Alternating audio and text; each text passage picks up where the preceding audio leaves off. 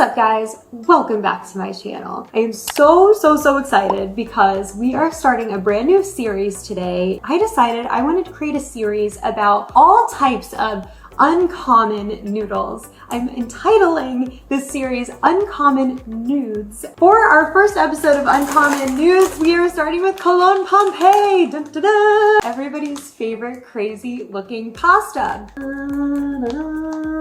It looks like giant fusilli. It is freaking awesome. I am going to show you two different ways to prepare Colonne Pompeii. We're going to talk about what the best way to eat this crazy pasta is, where you can buy it, and we are going to be doing a giveaway. At the end of the video, I'm gonna tell you guys how you can enter to win 2 packs of Colonne Pompeii pasta so you can try to make both of these variations we're gonna make today yourself. So we will be making a pasta alla vodka, simple, my mom's recipe, even more simple than hers actually. And then we're going to be making kind of a summery chicken bolognese. I say summery, but it's like not entirely summery. It's just like lighter because it's chicken. And we're gonna be adding some fennel and leeks into the mix. So get excited. First, we're going to do the alla vodka because, spoiler, we are going to be using some of the alla vodka sauce in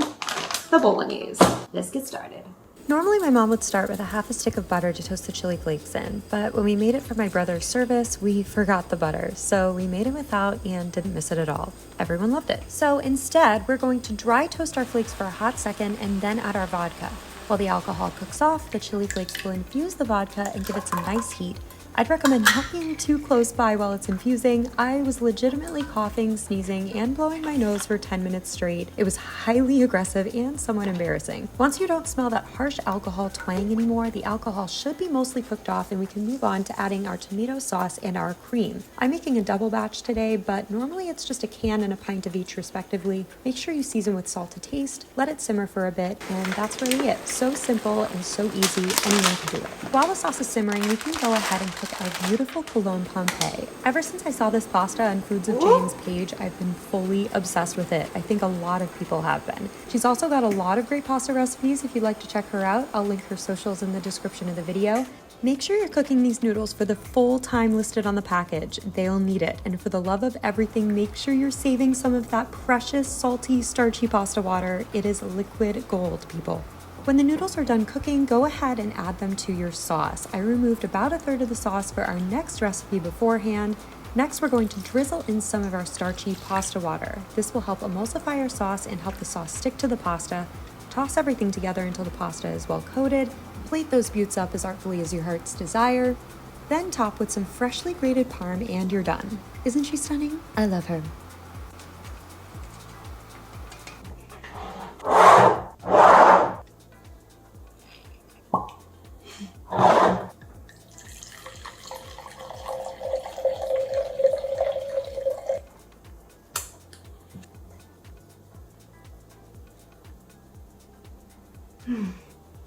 Ooh, that's nice.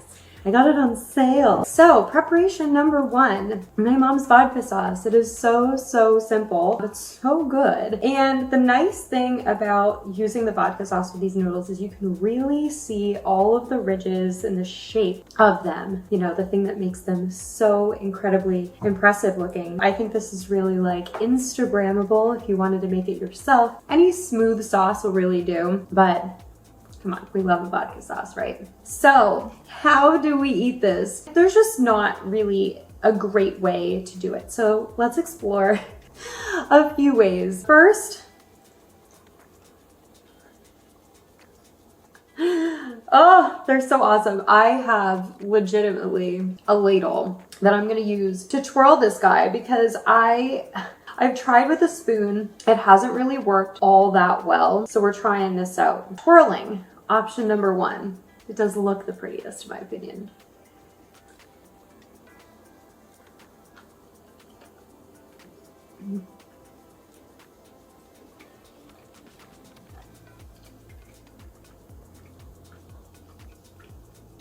I love my mom's vodka sauce, guys. It is so good. But I've not seen really anybody else do vodka sauce like this on the gram. Everybody else kind of does vodka and tomato paste with a little heavy cream.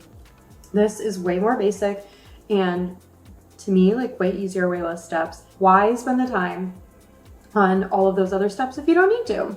Method number 2.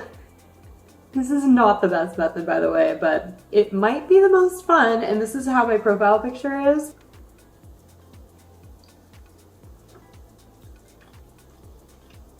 You almost have to use your hands to help it up.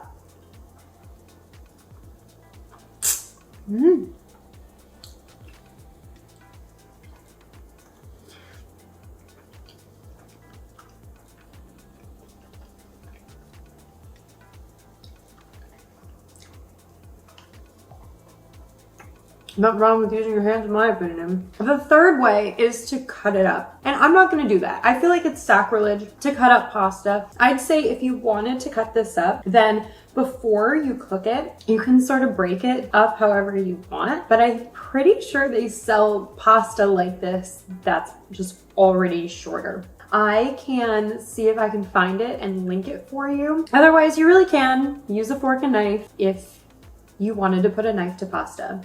It's not something that I feel like I want to do.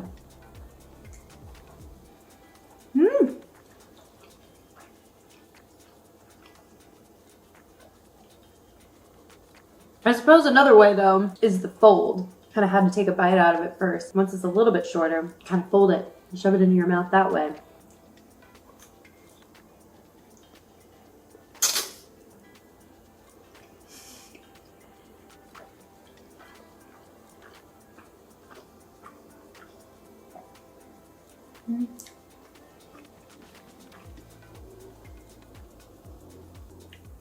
I will say, as far as like the amount of time it takes to cook the pasta, I cooked it for the full amount of time and it still seems a little too al dente, but if you cook it past that point, it can tend to start to like unravel the shape. So I'm not really sure what the happy medium is.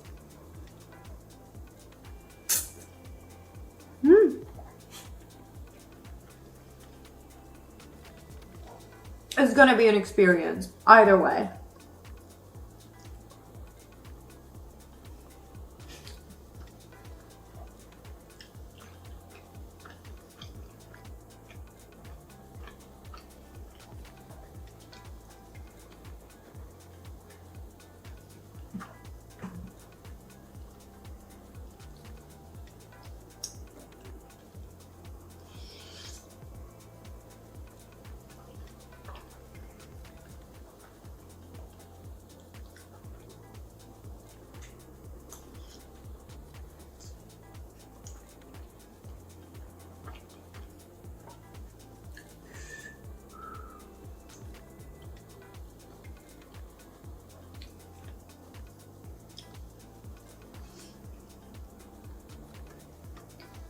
One more, and then it's time to make the bolognese. Hey, that was pretty impressive, right?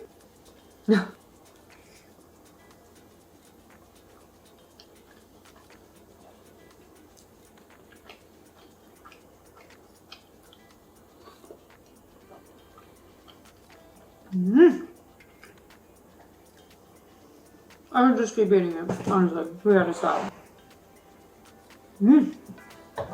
Okay, now onto our second preparation, a chicken bolognese using the vodka sauce we just made. To start, normally I use a mirepoix, which is a combination of celery, carrots, and onions, but I'm switching things up today and using carrots, leeks, and fennel instead. I like to puree my veg in the food processor first so it gets really tiny. I saw Amberelle do it once and it's been a go-to step ever since. I'm also grinding up some boneless, skinless chicken thighs I had on hand, but you can buy pre-ground if you'd like.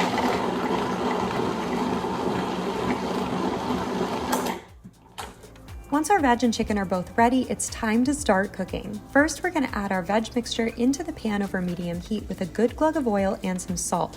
The goal here is to cook off the water in the veg so it can get nice and brown and caramelized. If you hear more of a hiss than a sizzle, go ahead and add some more oil to the pan. This step might take around 10 minutes or so, so just be patient.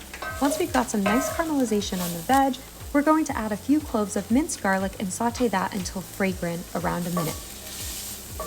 Then we're going to add a few tablespoons of tomato paste. Make sure you mix the veg and tomato paste up well, and just like the veg, we want to caramelize the tomato paste too. Browning our ingredients in this way creates a ton of flavor and some really delicious scents too. Once we've achieved caramelization status on our tomato paste, it is time to add the chicken. Season again with salt. We want to season throughout the cooking process so the salt has time to really work its way into our ingredients. Do your best to get the meat into really small uniform pieces if you can. Cook your chicken till it gets caramelized. You don't need caramelization all over the meat. You want it to almost look peppered with caramelization. Then add some red wine to add some more flavor and to deglaze the pan. I'm using a Pinot Noir today to keep with the lighter theme. Make sure you scrape up any of those delicious brown bits from the bottom of the pan too, and give it the smell test again to check that the alcohol has been burned off. Now it's time to add some of our reserved vodka sauce. Honestly, you can add however much you like here, depending on how thick or loose you'd like your bolognese to be. I started off with about 2 cups, which would work fine, but I prefer mine to be a little looser and more saucy, so I ended up adding a little bit more. Somehow a piece of noodle got into my sauce already, but took care of that little guy real quick. Remember, you can always add more sauce, but you can't subtract, so make sure you're adding just a little at a time to be safe. Not like you can fully ruin it or whatever, but you don't want to do something that can't be undone. Now we're going to bring our sauce to a simmer, nestle in a couple of cutie pie little bay leaves, and give it another taste just in case we need to adjust our seasoning. I honestly didn't need to add anything at this point. It was so good. Oh my God. Creamy, meaty, slightly sweet and aromatic with a little bit of acid and so much depth of flavor. Major yum. Now we're going to let that hang out at a low simmer for about 20 to 30 minutes or so. Once our sauce has had a chance to reduce a bit and the flavors have had a chance to get cozy, go ahead and remove your bay leaves in preparation for our pasta. I added some pasta water at this point to make mixing a bit easier on myself, and then it's time to add our beautiful Colonne Pompeii. Now comes the difficult task of tossing this pasta to get it all coated in the sauce. I really should have used a larger pan because these babies are huge. I was flinging little bits of meat on myself and the floor. Ended up adding a little more pasta water to thin out the sauce a bit more. I mean, really, this was a mess. Please use a larger cooking vessel than me. A Dutch oven would be great if you have one. I have one and am regretting not using it right about now. Once your pasta is all nice and covered in bolognese, it is time to plate. Of course, you don't need to dirty another dish. You can serve it right out of the pan if you'd like, but we're really going for it with the presentation today, so plate or don't plate to your heart's desire. You can be done at this point, but I had decided to crisp up some chicken skins, blitzed them in the food processor, and mixed it with some parm and parsley for an extra special topping, but totally optional. So just sprinkling on some of that, and now it's time to eat. Yay!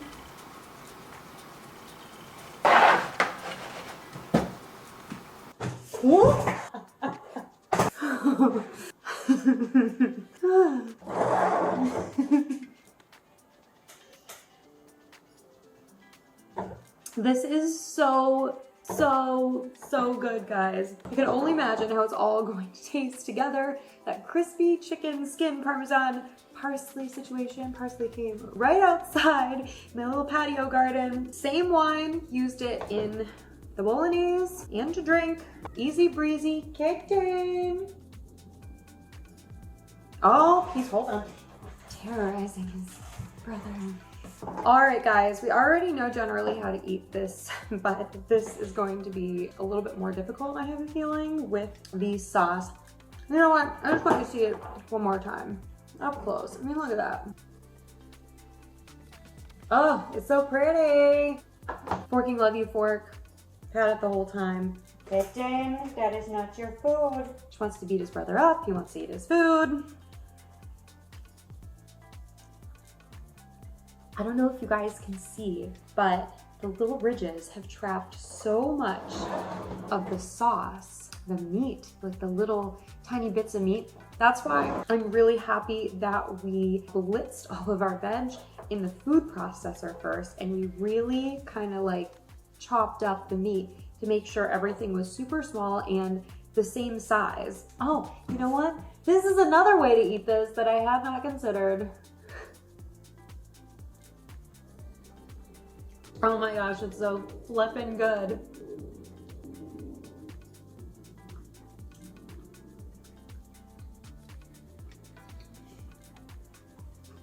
Oh my gosh, it's sweet, creamy, herby. I love the flavor of a bay leaf. I can't like think of a flavor profile right now, but it just reminds me of bolognese. that extra crispy chicken skin on the top, that richness from it.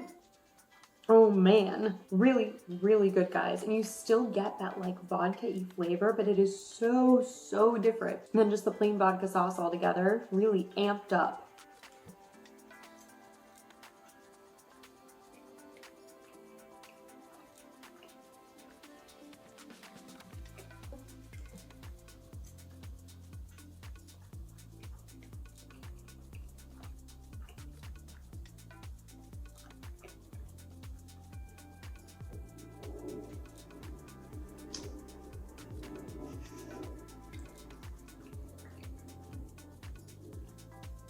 This may be my favorite way to eat this because I don't have to get my fingers dirty really, and I still get to eat it in like one long go. Mmm.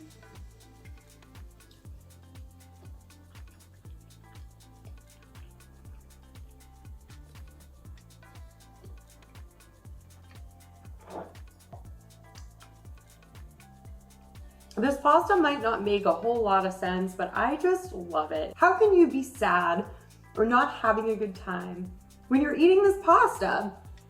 I just don't know. By the way, you guys can find this pasta, this is where I buy it anyways, at Piccolo's in New Jersey. It should just be piccolos.com, but I'm gonna just put it here. And you might not have to buy any from Piccolo's because I'm giving away 2 bags of Colonne Pompeii. All you have to do is comment your favorite pasta, any pasta. If you have like a crazy pasta shape that you want to like recommend or whatever, you can do that too. Just comment a pasta shape down below. When do I want this to last till? 1 week from today. I don't know what day this is going to be posted yet, so I'm just going to put when the giveaway is going to end right here. I'll put the details of the giveaway in the description of the video. Just comment your favorite pasta noodle, people. If you're here, I just assume you love it. If you want to have multiple entries, you can comment multiple shapes of pasta that you just absolutely love. I will be picking one comment randomly. There's like a random comment picker. That's what I will be using. Best of luck to all of you. May the force be with you. Oh, this looks like I shouldn't do it. I shouldn't.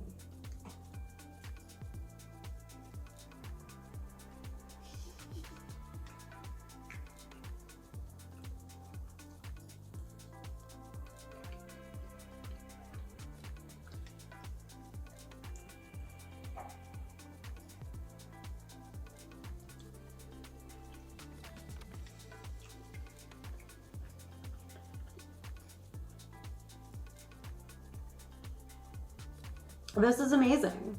Like, it really does do an amazing job of trapping all of that meat. Mmm.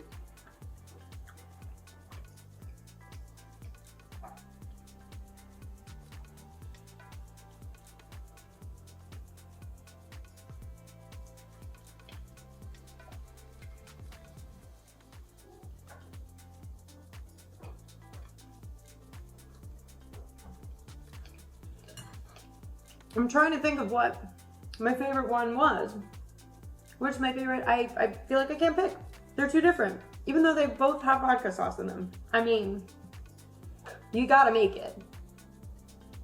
I freaking love chicken bolognese, guys. I've made it a couple times, once with goat cheese. Oh my gosh, insane.